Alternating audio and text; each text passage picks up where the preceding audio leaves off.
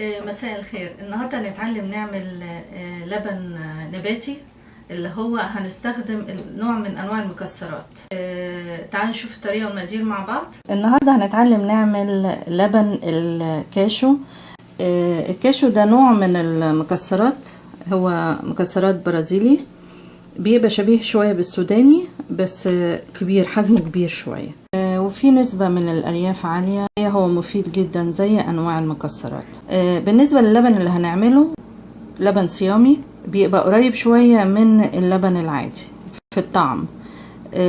ممكن استعمل المكسرات دي وممكن استعمل اللوز، بس اللوز طبعا اخلي بالي ان هو ما يكونش بالقشر.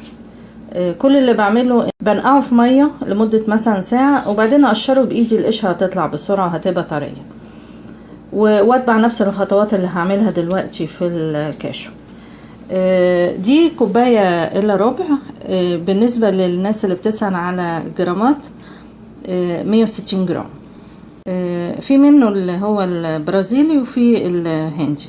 بنقعه الاول لمده 12 ساعه او 8 ساعات ممكن في ميه ساقعه. ده انا نقعته وحتى حجمه تضاعف، وبحتاج حوالي 3 كوبايات ميه. دول كوبايتين، هضيف عليهم كمان كوبايه وانا بشتغل. وسيرب، ممكن اي نوع من السيرب ينفع كنوع من التحليه ويعملوا تماسك شويه عشان اللبن يتماسك ما يرقدش.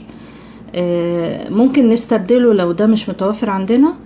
هو السيرب موجود في كل حته، بس لو ما لقيناهوش ممكن نستعمل عسل النحل، بيقوم بنفس الدور. وبكون مجهزه شاش، دول حوالي 4 طبقات، ومصفى سلك، وبوله كده عشان هصفي فيها عشان يبقى ناعم. في ناس ما بتستعملش اي مصفى، بتستخدمه على طول. والازازه اللي انا هحط فيها طبعا بنشفها وبعقمها عشان احط فيها اللبن. واللبن اللي هعمله ده مش هيقعد اكتر، يعني مش اكتر من 3-4 ايام في التلاجة. طريقته في منتهى السهوله، سهل جدا جدا جدا. تعالوا نشوف ازاي هخلط المقادير. انا صفيت الكاجو ومن الميه وهحطه على طول في الخلاط، واحط عليه على طول معلقتين صغيرين اللي هو السيرب، معلقتين صغيرين بس مش اكتر. والميه ما بتيجي احطها واحده واحده، يعني احط شويه اغطيهم بس وابتدي اضرب على سرعه عاليه. هو هياخد شويه وقت في الضرب عشان لازم ينعم.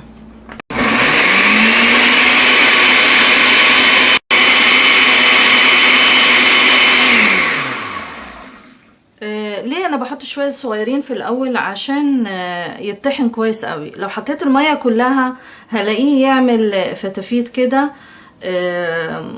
مش هيبقى ناعم زي ما احط شويه شويه.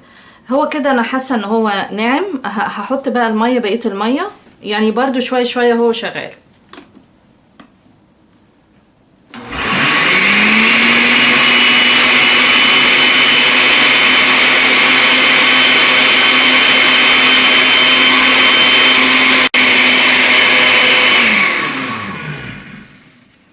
هي كده خلاص، انا قعدته 5 دقايق بالظبط.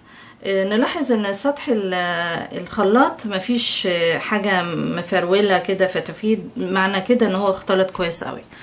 ابتدي اصفيه دلوقتي. في ناس ما بتصفوهوش فمش مشكله، ممكن اصفيه او ما اصفوهوش، بس اصفيه عشان يبقى خفيف قوي. واشيله على طول.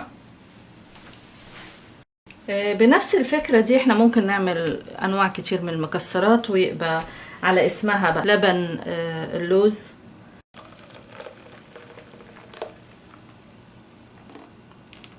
زي ما احنا شايفين ما فضلش فيه حاجة، يعني واضح ان هو ناعم قوي.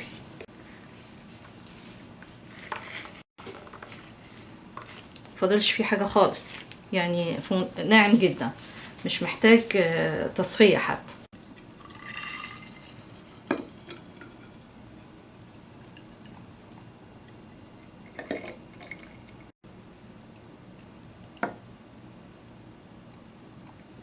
زي ما احنا شايفين عمل الكمية ديت تقريبا هي 3 كوبايات مية، وعليهم مثلا نعتبر 3 كوبايات وربع، يعني لتر الا ربع. يتشال في التلاجة، يقعد مثلا حوالي 3-4 ايام، وكل مرة اجي استخدمه ارج الازازة عشان بيرقد منه شوية. واحنا بنشربه ممكن اضيف عليه نفس السيرب ده ادمر، او ممكن احط عليه عسل نحل او سكر حسب ما نحب. اللبن ده انا هستعمله برضو لو تخنته شوية هستعمله في طريقة عمل الموتزاريلا اللي هي الصيامي نباتي خالص. نفس اللبن ده هو اللي هستخدمه، لان اللبن ده هو النوع اللي هو ما فيهوش فليفور شديد قوي، ملوش طعم شديد قوي زي مثلا لبن الصويا او البان تانية. ده اللي انا هستعمله في عمل الموتزاريلا. حاولوا تجربوه ان شاء الله يعجبكم. اشكركم جدا والى اللقاء.